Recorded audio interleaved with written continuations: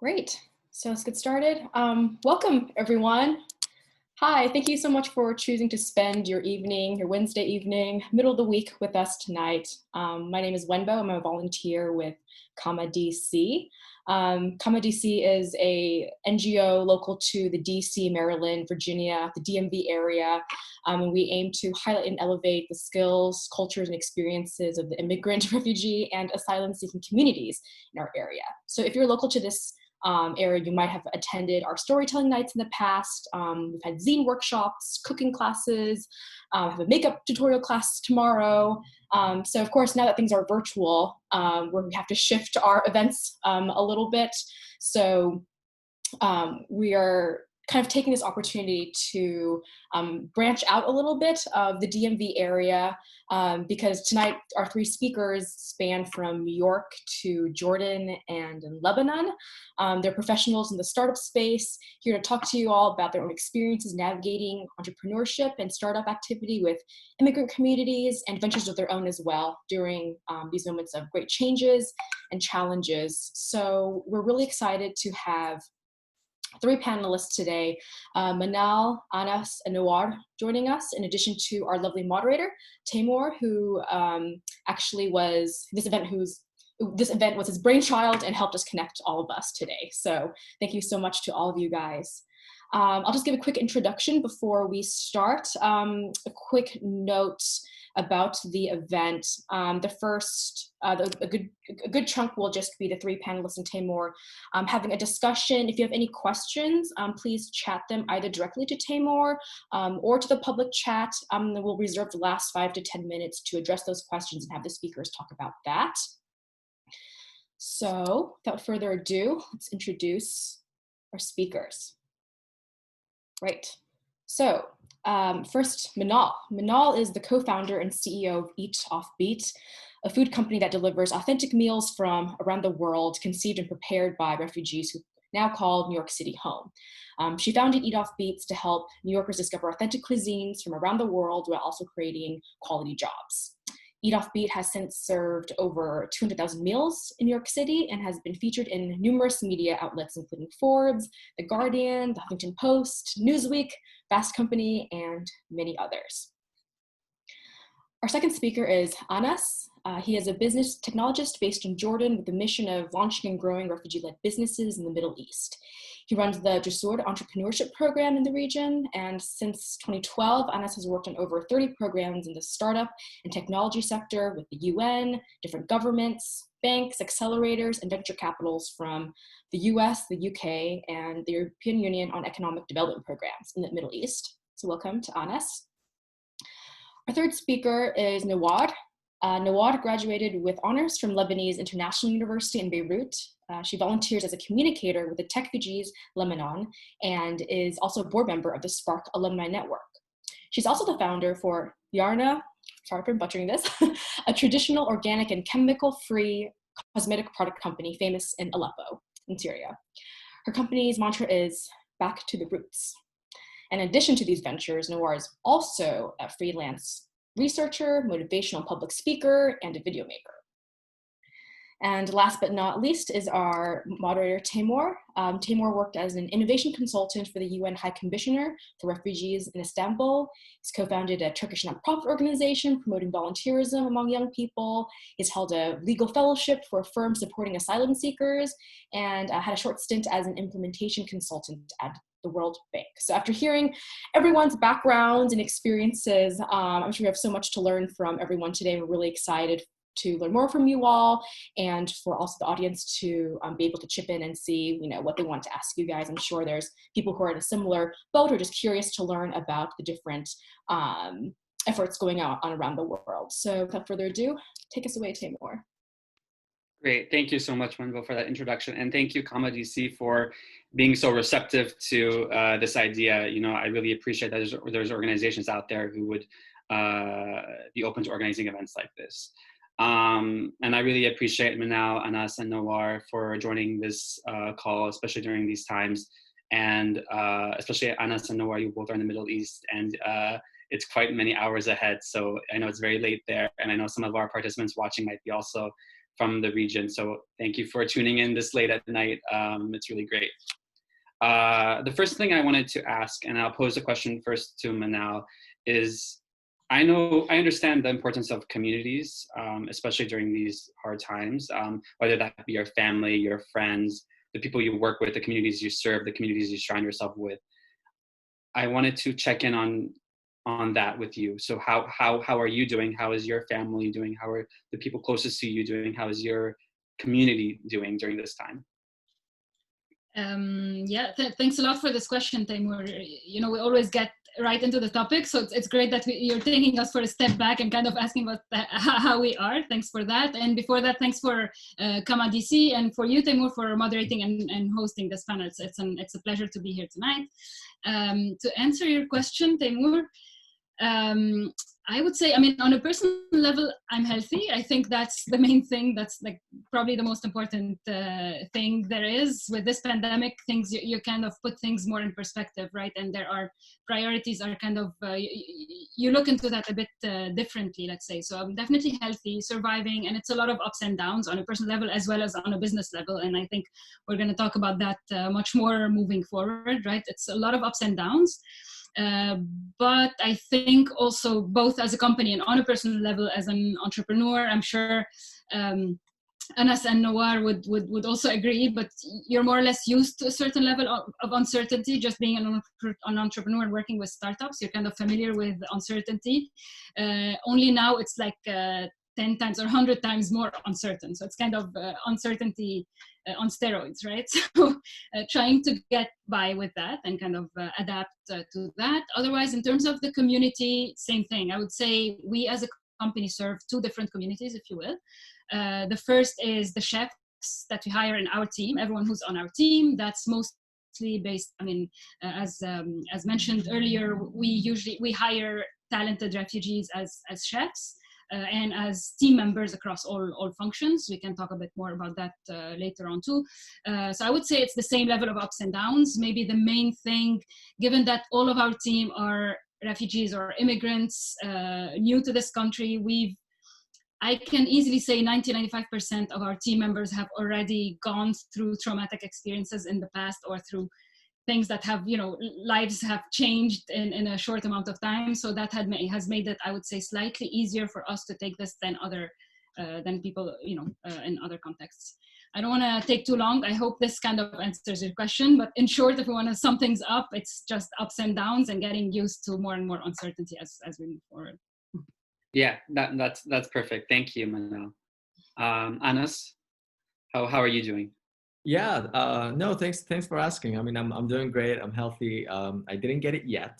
Although I thought I almost got it because one of my colleagues actually had it and we were working in the same office. So I freaked out for a little bit a couple months ago, went to self-isolation, but, you know, thankfully nothing happened.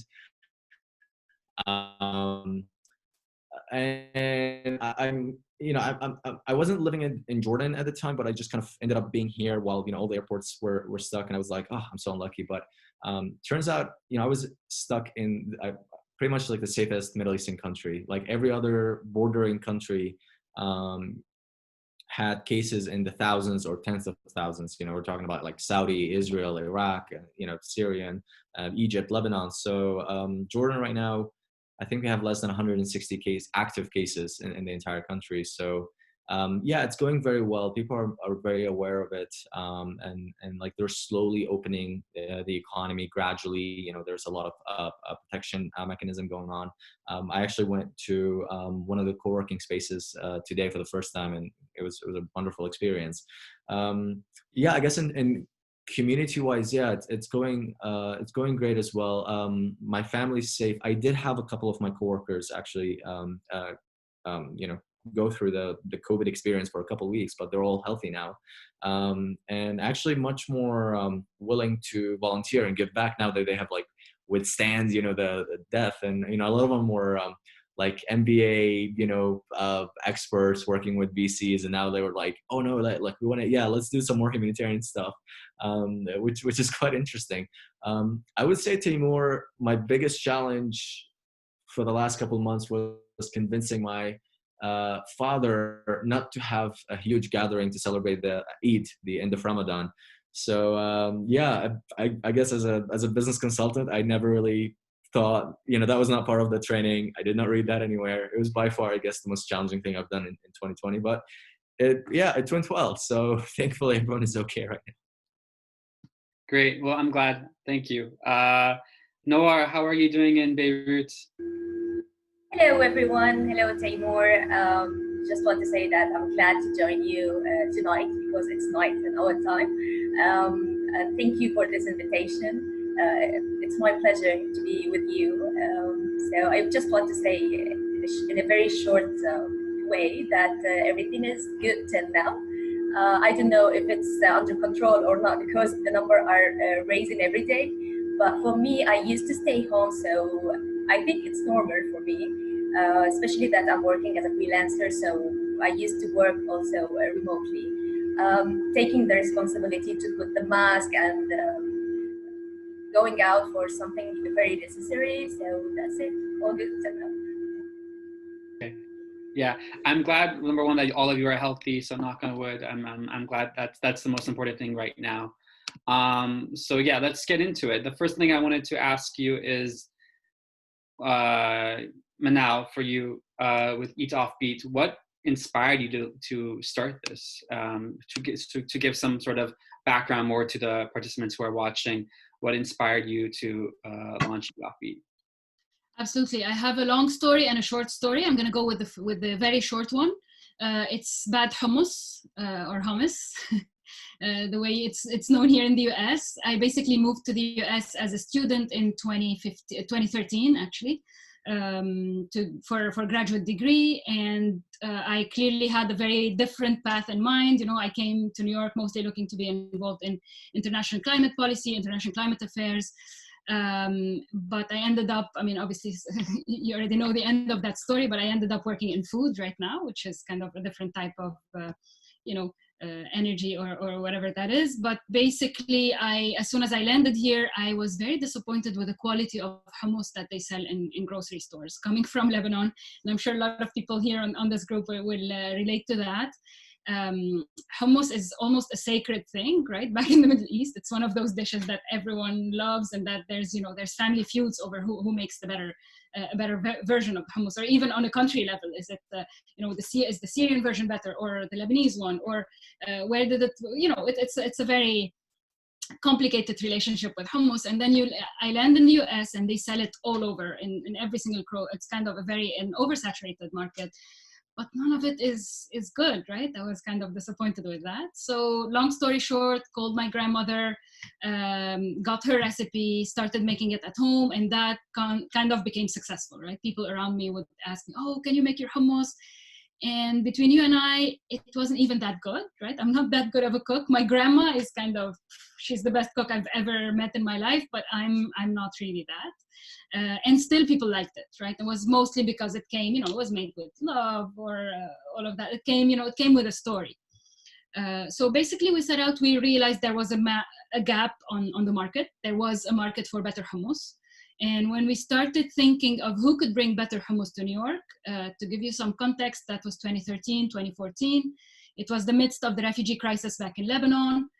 I had left with, a little bit of guilt in the back of my mind about not being able to do anything about the entire situation back home. And I was in the US. It was kind of much easier for me to deal with this here. Plus my grandmother, who actually gave me the recipe, is originally from Aleppo, from Syria. So it was relatively easy to connect the dots and say, of course, there are Syrian refugees being resettled in the US. If we want to bring better hummus to New York, why not go see in that community? Knowing the culture, I knew all of them would love, or at least, a big part of the community would love to share their food with the hosts here in the US. And also I knew they would probably have a much, much better hummus recipe than mine, or than what was available on the market. So basically that was the idea that kind of sparked the whole thing. Obviously we never actually sold the hummus, so we immediately pivoted into a different model after a few different iterations, and we ended up doing catering instead. What we did keep, though, is the essence. So all of our catering and now all of our food production is entirely conceived and prepared by refugees. by refugees resettled here in New York City. And the whole idea is about them, or us as a company showing New York all of these amazing recipes from all around the world that are just like hummus, so much better when they're made with love by someone who really knows what that recipe is, as opposed to just buying it in the grocery stores. Right. I'm really glad that you brought up a hummus story, and especially in America, because hummus is everywhere in America. And I grew up not liking hummus at all. And I didn't, because I just thought it was very average. And then I realized, no, it's because here it's just not that good. And so when I went to Turkey and I had it at Syrian restaurants there, I was like, oh, this is hummus. So I haven't been having hummus my whole life. Right. So that's a really compelling story. Anas, I know your background, and you've done a lot of different things that kind of brought you to Jusoor. I wanted to know more, like, how did you get to Jusoor? Why Jusoor? Why now Jusoor? And explaining a little bit more to the participants what Jusoor is. Yeah, sure. I'll try to give you also the short story. First of all, big fan of hummus. I actually had it for dinner today. It's the gravy of the Middle East. So God bless you. Yeah, you're. So for me, I was just a typical guy working in the private sector. Back in 2013, 2014, I had my entire career planned out. I was, doing very great, and then during kind of the whole conflict in the Middle East, I tried really my best to have as much of a normal life as possible. I stopped reading the news for a while. I decided that I'm not going to let the environment kind of dictates what my life was. So I continued with that, just kind of a little bit being in denial for a few years. And then something happened that completely kind of, flipped my life around. On my birthday in 2014, ISIS took over my hometown in Iraq, in northern Iraq, in Mosul. And the city pretty much fell, the military retreated, and suddenly both my family from my father's side and my mother's side were under siege by, ISIS for, nearly 3 years. And so it got a little bit personal. And at that time I decided to, put my career on hold, and kind of, restart everything. I joined at the time UNICEF and then UNDP as, external consultant and advisors, working on actually welcoming some of the refugees from my hometown, from Syria, into Jordan, and just kind of found myself working in education early on. I then moved to working with a German tech startup NGO. It was a weird combination, helping also refugees in Europe get access to higher education for free and continue their life. So I did that for a few years, but I noticed that there was a pattern, that we were helping vulnerable population go on, continue with their life, move forward with their life in terms of their education. But there was a cliff. We were sending them to an upper mountain, but we had no bridge to kind of bridge them to the other side of the valley, which is employment. So I was we were focusing on all these, we were spending millions of dollars with various organizations on scholarship programs and all these things. But the day they graduate, that's it. Our connection is cut with them. So at that time, I was working as a community leader with Techstars, also kind of doing some hackathons on the side. And my regional manager at the time, he was also, Syrian, living in the US. And he introduced me to Jusoor. And they were like, hey, Anas, would you be interested in helping refugees start businesses? And I'm like, sign me up. So I joined them almost 2 years ago. Immediately fell in love with the concept. We had a lot of expertise from the World Bank, from Harvard University, but also kind of Syrian founders and entrepreneurs and refugees on the same table. It was the first time in my life seeing, Wall Street financial experts sit on the same table with like a 20-year-old Syrian founder woman that's like working together. And then I'm like, I'm never going to see this again in my life. This is amazing. And so since then we've successfully invested in more than 34 startups and SMEs in the last 2 years. We've supported more than 300 businesses in terms of capacity building, technical assistance. I've, personally flown to like pretty much like a dozen Middle Eastern city near the Syrian border, inside Iraq, near the Iranian border. That was yeah, there's a whole story about that. And yeah, so basically like meeting interesting founders who are really motivated and who are, I would say, not only interested in starting businesses out of a financial need, but to also kind of find their place in the universe. And I wrote an entire article about this a couple of weeks ago about how Arab founders are creating businesses to find their place in their community and to let their voice get heard. So yeah, apparently, I think my life in the private sector is, that was like 5 years ago. So I don't think I'm ever going back there. And yeah, I'm really excited with the job that I'm doing right now. It's very fulfilling. And even though most of it is staring at Excel sheets most day, but it's on the other side of those Excel sheets are, people's lives that are being, completely upgraded. So yeah.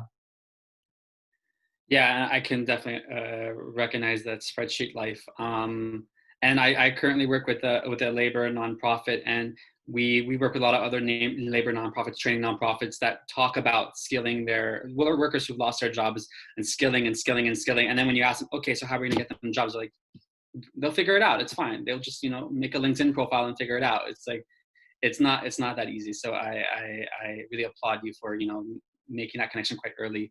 Nowar, I was first introduced to Nowar through Techfugees, and I remember asking the head of Techfugees, we're organizing this event. Who should I invite? The community. There's like 7,500 people in this community. You know them. I don't know them, and all of them said Nowar. Like because she's done so much. She's very ambitious, young, and I'm really happy to welcome you, Nowar, and ask you, how have you, with all of the things that you're doing, all the multi-talented things you're doing, how have you come to, start Gharna, and what was the motivation behind it? Okay, first of all, I will talk about Gharna. Gharna started when I was trying to graduate from the university. You know that in your senior year, you can't work because you have a full schedule of studying, especially that I studied radio TV and we need to make the senior like a short film or documentary. So I couldn't work at all. So I was thinking about a way to have some income to survive. I still remember when my father sent me 4 pieces of Aleppo soap. Aleppo soap is called Ghar in Aleppo. That's why the company called Gharna, which means our Aleppo soap, or our Nowar soap. Then I thought about what if I could sell those soaps. It could be an opportunity to have a small income. So I opened the page on Facebook. I talked to my friends. We shared the thoughts about Gharna, and we opened a page on Facebook and start like doing small ads about Nowar soap, Aleppo soap, and people react immediately. So we sold all the quantities, and I called my father again. I told him, "Can you send more Nowar soap, please?" He said, "Where did you went with those quantities?" I said, "I sold them." So this is the beginning of our Gharna story. Then I honestly stopped working with Gharna when I graduated last year in June 2019, and back to it again in January 2020, when I found people still asking about Aleppo soap. So this is the story of Gharna. It's a little bit complicated, but I found myself a founder for a small business called Gharna. While I was trying to work as a communicator, and found another small company. The other company, Anas know it, it's called DocuLife. It was about research center or institution to work with our community, support them, to learn them how to do research and accurate data, to build an accurate data but I found myself as a founder. Also, my mother said, you graduated from communication of arts to sell some soaps. But when I going through this conversation, I talked to my mom and telling her that it's an entrepreneurship, not a salesperson. It's so different between both. So this is another thing I want to work with by writing articles about the differences between entrepreneurship and salespeople. So yes, this is the short story about Ghana. Great. And I like how, you know, this is something you did to help you survive through like your education. I know when I was studying, I just got like a small job and you started a business. So that's really incredible. Thank you, Nowar. Manal, this question is for you. I don't know if many people understood that you're in New York right now, and that's a hot spot. Thankfully, it's getting better there. But in light of the amount of cases that were in New York, you know, the unemployment rate skyrocketing, people really struggling in New York. I wanted to ask you, how has Eat Offbeat adapted? What are the challenges that you're facing these days? So kind of the evolution from, you know, when COVID-19 was coming, how you adapted and how you continue to adapt and what you see as the next step. Sure. So I'm going to walk us back to early March, I think, when the coronavirus started hitting the US, at least. It was already, you know, in China, we already had glimpses of what was to come. So basically, starting early March, we started getting a lot of cancellations. I didn't mention this properly, but before the crisis, we were actually a catering company. So all we did was catering. That was the bulk of what we did. And the bulk of the catering we did was corporate catering. So our biggest sector or our biggest customer were companies, small and large, all over New York City, right? That would order our food for various events. With COVID around the corner and with companies actually asking their employees to work from home, catering as a sector or as an industry kind of came to a halt. So we got to, within 2 weeks, we got 100% of our businesses canceled, or of our revenue sources or our events canceled within less than a week. So we knew we had to do something about that. The options we had around us at the moment at that time, kind of also to give you some more context, that's also when people were starting to get more and more concerned about their health. We were being asked to stay at home, not to go out. So it was kind of very high levels of panic, if you want, all around. Restaurants had closed. Most food businesses, every single food business had to decide whether to continue or just close, save up some cash, and see if they can be open when the economy reopens. So same for us. It was kind of a survival. Do we continue? Do we just try to continue? Do we stop completely? Do we shutter completely and then maybe risk never even being able to open again? And that's, we decided to keep going. And we had to pivot immediately. We knew if we wanted to keep going, catering in itself is definitely not an option. So within a week, we kind of pivoted. We took all of our best sellers from catering, put them in a box, and created a new product that we now call a stay-at-home care package. Those are boxes designed to have breakfast, lunch, and dinner delivered to people for about 4 to 5 days. That lasts for about a week. And they're mostly designed for people who lost their jobs or maybe stopped working at the office, now work at home, don't have enough time to cook. So they're all set for food for about 4 days. Again, breakfast, lunch, dinner, and snacks in between, all prepared by our chefs at our kitchen, carefully sealed, right, and delivered through a no-contact delivery form. That meant we had to change everything about our business, from our market, from the website, right, the way we sell, from how we market. We used to sell on a B2B level, now we sell on a B2C level, and we market on a B2C level. The way we package, right? We used to, with catering, we used to deliver our food hot and ready to eat, ready to serve, including the entire service around catering, right? You may see their service, all of that goes around it. Now it's a no contact delivery, so it's all packaged in a box. So it's packaged in containers of 2 versus what we used to package for, we used to have catering events for 500, 600 people. Now we serve 2 people at home, or sometimes just 1 person. And our delivery is no contact. So our team now never really meets our customers. Long story short, every single piece about the business had to change, and it did change within a week. And that was definitely the result, or thanks to the incredible adaptability on the team. I mentioned that a little earlier. All of our team is refugees and immigrants, and it was just, I'm not going to say easy. It was probably 1 to 2 weeks of zero sleep for all of us. But everyone kind of, okay, we're changing everything we do in 2 days. Now I have to do an entirely new job. Sure, fine, no problem, I'll do that. Right? And every single one on the team actually did that. And that kind of made us successfully pivot to an entirely new business model within a week or a couple of weeks. That's still ongoing.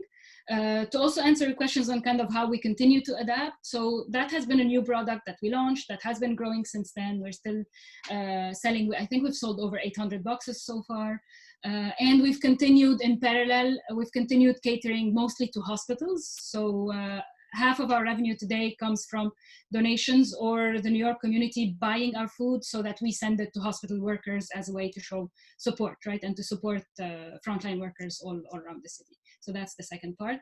And all of this obviously was done with a lot of ups and downs. It was, I mentioned this in the beginning, it all also happened at a time where everyone was really worried about their health, including us. So me on a personal level, I was worried about exposing the entire team to a huge risk. Everyone on the team was also scared about that. So that was also kind of part of our entire decision process. Where do we draw the line, and when do we say, you know what, we don't care about our jobs, let's really focus on staying healthy. So, I mean, we might talk more about that later on, but basically I also wanted to make sure we mentioned that this has been a major blocker, if you want, in how it's relatively easy to make all of the other business decisions. It's easy to say, okay, if we sell 10 boxes, that's the profit we make, profit margins, costing, all of that is kind of math. The only thing that didn't really go into this model is safety and the risk we were taking and risking all of our lives, right? Going to the kitchen every day. Where does that line, I mean, where do we draw the line there? So I'm going to say that that has and will remain the biggest challenge in that sense. Yeah. I mean, I really respect you a lot for leading your startup, your company during this unprecedented moment in our history. And I do want to have a quick follow-up. I wanted to ask you. There is no like pandemic playbook for every company, every startup. Like, this is what you need to do. This is how you need to do it. I'm sure you probably didn't like have one ready. I mean, if you did, that's incredible, and that's really great preparation. But if you had just like a book ready to just, this is what we're going to do with pandemic approaches, did you like, where did you look to? Is there a local government that offered guidance and support? Was there federal government guidance support? Like, who did you look to figure out how to do this? That's a great question. And to answer, I mean, the first part of your question, we definitely never forecasted that, right? We did have models and projections for the next 2 to 3 years. I had even projected, if we meet 100, like if we meet our targets, if we exceed our targets, maybe 70% of our targets, and then a worst case scenario of if we meet 50% of our targets. 0% of our target was never, we never planned for that. It's kind of not something you really plan for. And that's what happened. We got to a 0%, a strict 0. And in terms of where we looked at, I'm going to say we only looked inside our team. There was no one you could look at, right? Everyone else was kind of scrambling through. Other restaurants were either closing, it was each to their own or on their own or whatever the expression is. So there was definitely no playbook or no rules or no examples that we could follow.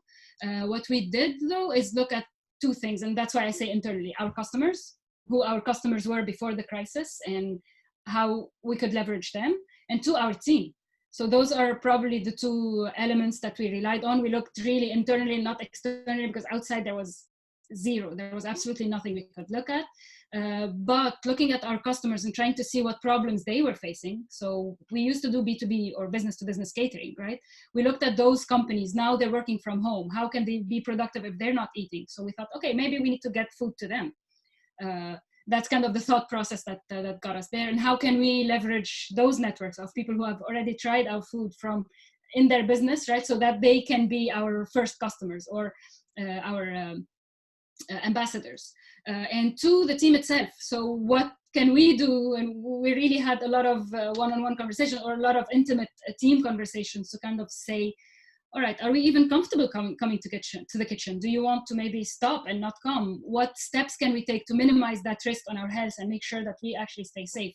What products can we put together so that our customers are happy? So that was mostly it. I think it was more of an introspective and internal assessment rather than looking at examples outside. Yeah, well, again, kudos to you and your community and your workers. I can't imagine how challenging that must have been. Anas, I think when we spoke before this call, I was, you brought up a really important point that COVID-19 is among many issues that the Middle East faces, and this is just another layer of things that are going on. So I do want to ask you the challenges and how you've adapted to this crisis, specifically through Jusoor and maybe the organizations you're consulting and supporting. But I want to also ask, and Nowar can obviously answer this as well, what is different about this moment? What is different about this crisis, and how have the lessons of the past helped with the response for now? Yeah, no, absolutely. This is a great question, Teymour. I just want to mention something to Manal. We recently actually published the first playbook for startups and COVID-19 in both Arabic and English a few days ago. It was done by my close friend and colleague Ahmed Sufyan, who's the regional director at Techstars and also working with us in Jusoor. So yeah, it's a great resource. It's like, the A to Z, like here's the technology tools, here's the situation, here's the challenges. And the problem is we had no access to data. Like any project that we worked on, we need to conduct market analysis, market intelligence, and everything before February 2020 is just completely useless now. It's a different market, different challenges.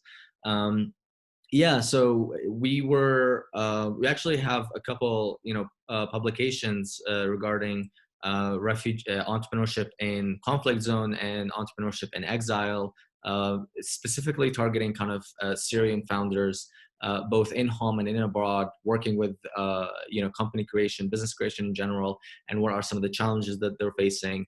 And it's the usual suspect, to be honest. It's access to funding, access to legal documents, and kind of the navigating the legal system. It's also kind of getting a little bit familiar with the social business culture of that place. I remember, when I left Iraq, I was like, a teenager, and within like a couple of years, I was like in downtown Berlin, and it was kind of a huge kind of shift that it took me like a while to actually like study kind of where I am, how can I adapt as an entrepreneur to this environment, and this is I would say it's a challenge, Teymour, but it's a welcomed challenge, because the resilience that I've witnessed from the founders that we work with is tremendous. They've you're talking about people that survived wars and warlords, and they have incredible stories about resilience and survivals and responsibility. So for them, this was something that they've already made the decision to actually go through it, which was very positive for us as kind of a like an incubation/acceleration program. Also, it was very kind of reassuring to the VCs that were investing in them. Generally, COVID did not eliminate the challenges that I mentioned before. It just kind of those challenges were on fire, and COVID was like a blanket that came on top. It just kind of amplified things a little bit, but also kind of like hidden some of the effects of those. And what's different about it is that it's global. We've never seen something like this that affects both Manal in New York and me near the Syrian border. So this is something that we all had to deal with. And I guess regarding some of the activities that's going on right now, it's digital transformation. That's the only thing that we're trying to do. We're basically on a sinking ship, and we're trying to have this digital transformation, which is the lifeboat, and we're trying to kind of go to all the mom and shop shops, and it was like, oh, do you have your records on pen and paper? Cool. Well, you're gonna need to use a software now, because that's not gonna last you for too long. So we're trying to do that, but we're also realizing that COVID created hundreds of I call them like mini problems. So, social, economic, educational, healthcare. So we are still interested in actually reaching out to our, founders and seeing if there's an opportunity for business creation to solve some of those challenges. And yeah, so far we've been getting a lot of positive response from them. Wow. I mean, that's a lot. And I think, especially with I think what struck me when you said was a sinking ship. I mean, it would be nice if you elaborate more on that. I think when it comes to moving to digitalization, you have people who can do it and you have people who cannot do it, who don't have the means to do it, don't have the access to do it. I know in the States, there's at least 30, 40 million people that don't have access to broadband internet. And that's in a developed country like the US. And I don't want to assume how developing countries or in the Middle East what their internet access is. But if you can quickly elaborate more on what that sinking ship meaning sure. is in that digitalization transition. So as I would say, the startup community in the Middle East always kind of branded digital transformation as a luxury. But now it became a necessity. We've seen this when, for example, all the universities and school closed in Jordan. The government went to like one of the biggest startups and was like, okay, you guys need to help us out. All right, we need a digital e-learning platform within a week that will service millions of students. Figure it out. And the startup community delivered. We've had a lot of innovations. I guess what I mean by a sinking ship is that, what I was recommending to the startups that I was advising for, back in March is that, guys, we need to prepare for what's going to happen after the pandemic. All right, we just need to survive this and then worry about the future. Now with the numbers and the estimations that we're getting from, the local CDC, the WHO, even the World Bank, it seems like we're going to still see the effect of this for another like 12 to 18 months minimum, given that a vaccine will eventually show up in 2020 or early 2021. So, I went back and I was like, all right, sorry, I was wrong. We need to adapt. And, it's not only digital transformation, that's easy. You guys can watch a couple tutorials on YouTube. But for a lot of like our older founders, especially the founders that had established businesses in Syria, they went abroad and it was very difficult to reestablish their business. And now they have to do it all over again. So we do have specific programs that we're designing that's tailored for existing businesses that need to go online. But for the rest of the founders, we really had to go back and change like the essence of like even the business model in terms to kind of fit what's going on. And there's a misconception that, oh, it's a recession, there's no opportunities. No, it's a recession. There's a ton of opportunities because it's a time of crisis. Universities are scared. The healthcare system is scared. Families are scared. I haven't seen some of my family and relatives in months. And also in terms of like entertainment, in terms of self-development, in terms of just communication. I've seen so many weddings and funerals take place on Zoom, for example. And, there's a whole cultural aspect to this. Like I've never seen it, and I think it would be really, really valuable. And, this is, my grandfather always talked about Second World War as like the definitive kind of event in their generation. And I really believe that this might be kind of the equivalent of it. We will, you will see books about this period. You will see businesses and unicorns being kind of created. The same thing that Uber and WhatsApp were created after the 2008 financial crisis. We will see a lot of potential, and we're hoping to see some of this potential coming from refugee founders. Well, yeah, well said. Thank you, Anas. That makes a lot of sense. Nowar, I will admit that I haven't kept up with COVID-19 too much in Lebanon, but I know before there were a lot of protests and movements happening in Lebanon, and there's been a lot of period of unrest as well. So I think, what Anas what we're talking about in terms of the different crises that were happening in the Middle East, I think Lebanon is a great example of that and of people of resilience there. Can you explain a little bit about how you have kind of responded to these challenges with COVID-19 and what kind of opportunities have presented itself these days? Okay, let me first talk about COVID-19 as an opportunity, because for me, I think COVID-19 has opened the door to a new age. Because I still remember when I was in Aleppo during the conflict, and I'm talking about last 10 years or 10 years ago. People used to stay home for a very long time. It cost us years of waiting to go back to normal. Personally, I spent 5 years waiting to complete my educations, and another 5 years to start all over again with my career, my educations. So for me, the technology wasn't perfect at that time. So the online applications now are more helpful because at that time weren't available to work or study from home. Um, so we are talking here about changes that happened in just a decade, let's say.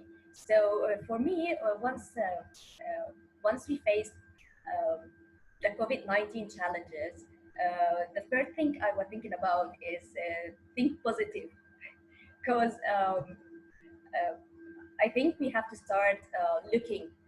We have to start looking for the new situation, and we noticed that people became spending more time on social media while they staying home. So we focused more on social media marketing and ads. We keep posting and sharing to get more audience attention. We scale up our business outside of Lebanon. We created WhatsApp groups to another countries. Um,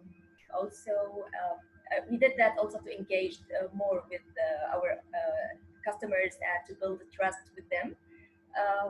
It wasn't easy to scale up, especially nowadays, especially with the economic crisis here.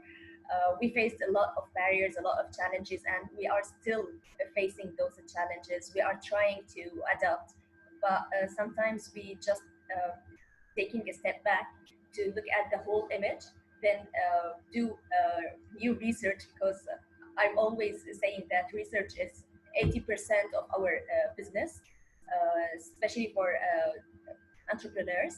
We need to spend 80% of our time doing research and contacting advisors to get more advising and more advices and solutions, to find more solutions. So this is what's happened, and this is the strategy that we made. So for me, we can make many strategies, and that just like what we can say, you can make it or lose it. We are just trying here. We are learning by facing those challenges. So this is how we work. Yeah, I mean, I think we have to strategize. We have to plan. Otherwise, we will lose the ball, and then we were better prepared for the future. So yeah, that makes a lot of sense. And I'm very cognizant of the time. So I think just to any of the participants who are watching, if you have questions, please send it to me or just send it in the chat. And while you're thinking of that, I'm going to ask each of the participants, starting with Manal, to kind of give kind of closing thoughts, call to action, advice for any of the participants that are listening. Anyone who's struggling right now for either their startup or their business, or even thinking of creating an idea or a response. Just anything you can kind of share, words of wisdom. I wouldn't call it wisdom. I'm not that, but I can share some advice. To me, I think the key factor now in us succeeding over the next few months is really, again, I know I talk about this a lot, but getting comfortable with uncertainty and realizing that whatever we do right now, we might have to redo all over again in 2 weeks, right? Because now the market has changed, or because now they have new restrictions from the government, or from whatever, right? Because now maybe they just came up with a new vaccine, or the opposite. There's a new mutation of the virus. So really getting comfortable with uncertainty and getting comfortable with pivoting. So knowing, focus on what's really true to your brand, on what you really want to do as a core, and the rest becomes kind of more instrumental. You plan, you do stuff, and then maybe in 2 weeks you're going to have to throw everything in the garbage and restart with a new product. As long as you're still true to that core, your customers will still respond to you. it will still be relatively easy to communicate what you're doing and to sell it to your customers. But basically, like, know that it's uncertain. You're going to be doing things. You might have to change them. As long as you're true to your mission, that shouldn't be a big problem. Definitely challenging, but also sometimes part of the fun. At least I know, and I'm sure it's the same for Nowar, maybe, also for Anas, right?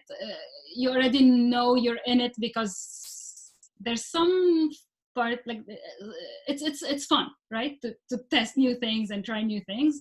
So just enjoy that, at least. It's kind of one of the silver linings of being in such a challenging crisis.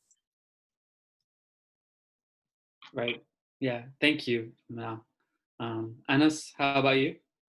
Yeah. So, I totally agree with what Manal was saying. I guess for me, in terms of the philosophy that I'm using for, I guess, my personal career is really about seeking adversity. I realize that I cannot grow as a person. We cannot grow as an organization without hard times, and we are going through a hard time. And after the pandemic, there's going to be companies that will go under. There's going to be companies that barely survive, and they have to rely on loans, and they might have to repay those loans for years, if not decades, to come. And then there's those companies that identifies the key challenges and aspects and adapt quickly, and then they those companies will really be rewarded, not only by financially, but by the community, by their customers. I would say, in terms of as a mindset, like, seek responsibility early on in your career. There was a time when my boss gave me a promotion and I turned it down because I was too scared. And she came and was like, "What's wrong with you? Who the hell turns promotion? Like, I'm not ready, and she was like, "No, you're ready. Let's do it. Let's see how the first couple months of." So go do things that makes you scared, that give you goosebumps, and because that's where you're gonna learn, that's where you're gonna grow, and I guarantee you're gonna make it to the other side a changed person. I guess in terms of a call to action, so most of what I'm doing right now is helping and advising startups, and also trying to do a lot of like fundraising for them. So my first call to action will be to donate as much as possibly within kind of your capacity. You'll be surprised by how little sometimes, like, even $50 or $100 could take a small business in the Middle East, right? Because in the US it might be a little bit, it might cost 10 times that to maybe hire a developer or redistribute your supply chain. But like in places like developing countries, emerging markets, no, this can actually make or save a business. So yeah, donating is definitely number one. And the second one is I get mentoring and volunteering. Right now we're gonna open like a mentoring opportunity soon for pretty much everyone in the world who has some basic business kind of skills, or digital marketing, or anything in that field that can actually work with our startups, with our founders. Because again, our founders sometimes come from a business background, but they might not have the technical expertise. Sometimes it's the other way around. We have engineers and artists that might not have the MBA experience, and we're trying to kind of figure out how we can do those linkages. So volunteering and donation. Thank you, Anas. And work and seek adversity. Yeah. Thank you. And finally, Nowar. Yes, Teymour. I don't know if I have to talk about what we facing as challenges, or what I have to say for other entrepreneurs. So, which one would you like me to talk about, or both of them? No, just if you have any quick closing thoughts about, yeah. Okay. Just want to talk to give an advice, a small advice to other entrepreneurs, because entrepreneurs should act immediately. And just like what I said, I can give a small advice according based on my experience. That spending most of your time working on research to try to be a way of failing is most important thing to do to lead you. It maybe lead you to find great ideas, just like what I did. Because according to my research last month, I could find a website to make my own website. So this is something I could find by doing research. And you can find also several of solutions. It could help to develop your small business to another level or a higher level. Absolutely, doing research alone is not enough, because you need to improve your communication skills also. Because for me, I always saying that the business without communication is not a good business, because you need to engage to your customers, you need to build a trust with them, and remember that you have hundreds of competitors and you need to be different than them. And maybe that's it. Building a good social network also, it could help, because while you're building your network, you can find lots of people that you can ask them about their opinions, about their advice. For example, Anas, one of those people, I always back to them to ask them about a small advice, maybe to help, and it helps because people love to help, giving help to each other. And finally, please save the capital as much as you can, because just like what Anas mentioned, maybe we have to stay in this situation for more than 12 months. So we need to save the capital as much as we can. And please don't panic. Keep in mind that crisis is temporary. You only need to use the available tools to survive with minimum amount of losses. Yeah. Incredible. I mean, the last one is very important. Don't panic. don't panic. That's really key. Thank you so much. And I think we're at time now. I just wanted to thank again Manal, Anas, and Nowar. I think this was really great. All three of you are very incredible human beings, and you're coming from different perspectives in your professional career.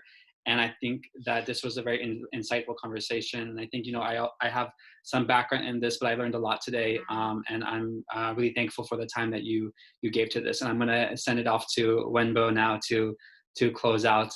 So thank you so much. Thank you. Yeah, again, of course, want to echo what Teymour said, and thank you to you three for staying up so late and sharing your thoughts and ideas and experiences with us. And again, thank you to Teymour for being a great moderator and for floating around so many questions and ideas that a lot of us are thinking about these days. So I don't want to take up too much time past 7, but I just want to also let people know that we have another event coming up next Thursday with Comma DC. We have our storytelling series making another appearance virtually this time. So be on the lookout through our social media channels and through our emails for information about that. But again, thank you so much everyone for your time. And it was so great hearing from all of you, and appreciate everything that you told us and shared with us today. Yeah, and thank you. This video is recorded, so I think we're going to be sending out later. I think Will and Comma DC will send it out. So if you're not on their listserv, I think you should definitely, send a message to me or to whoever to get this video if you want to send it out to people you know. Thank you. Great. Thanks, everyone. Have a good night. Thank you. Good night. Thank you. Bye.